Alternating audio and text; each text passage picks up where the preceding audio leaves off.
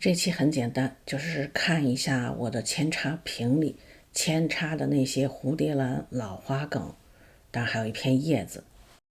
我花架子上的湿度是63%，温度是15.1摄氏度。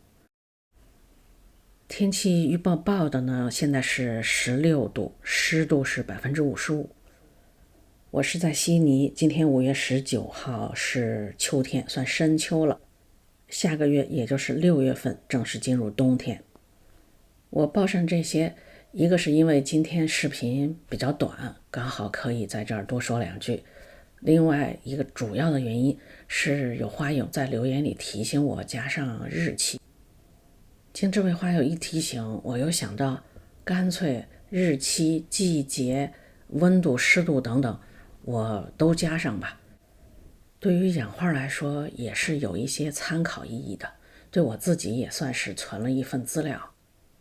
所以今后的视频在方便的时候，我可能就会加上这些相关的信息，但是就不会再做过多的说明了，大概也就只是文字上体现一下，而且很可能不是放在最前面，而是放在最后面或者靠后的位置吧。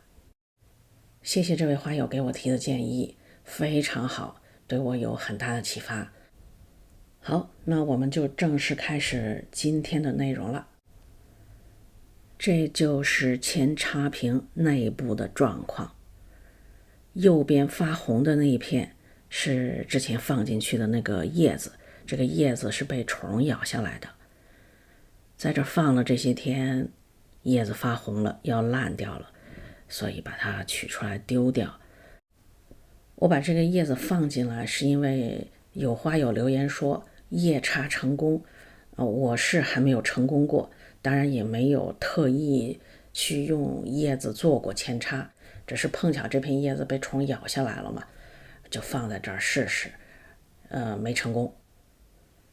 除了叶子，老花梗也有黄了的，像这样的也拿出来丢掉，这个就不行了。现在这个季节并不是很好的扦插的季节，活着的那些长了芽儿的，长的是花芽儿。我也是时间太长没看它们，等我发现是花芽的时候，这个花芽有点长了，我就想想看，由着它们长吧，看它能长成什么样。如果再早期一点发现是花芽，可以把花芽掐掉，让它重新长，有可能再长出来是苗芽，当然也有一个可能再长出来的还是花芽。目前这个瓶里主要就是这两个新长的花芽，其他的那些苗芽不是都长根了吗？都已经移栽出去了。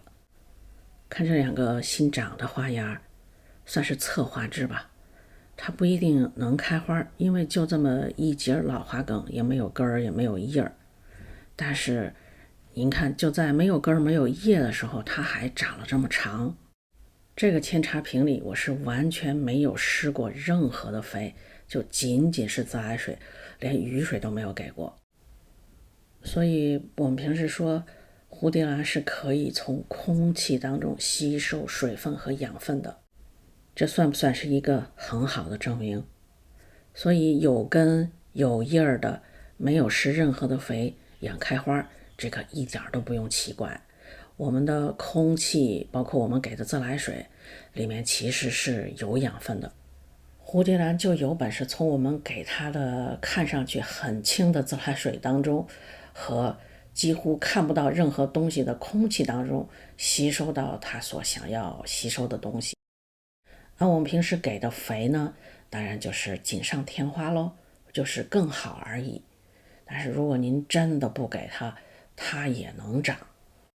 我说这段话的意思不是说以后就不要给蝴蝶兰施肥了，而是想说在蝴蝶兰遇到了问题救治过程当中，不需要给肥，不用因为没有给肥而纠结而担心。因为季节的原因，我这边扦插不太好了，但是北半球慢慢就进入到合适的时间段了，夏季是扦插出苗率比较高的季节。如果您有花谢了的老花梗，不妨试试扦插，万一成功了呢，您就多一个小苗儿。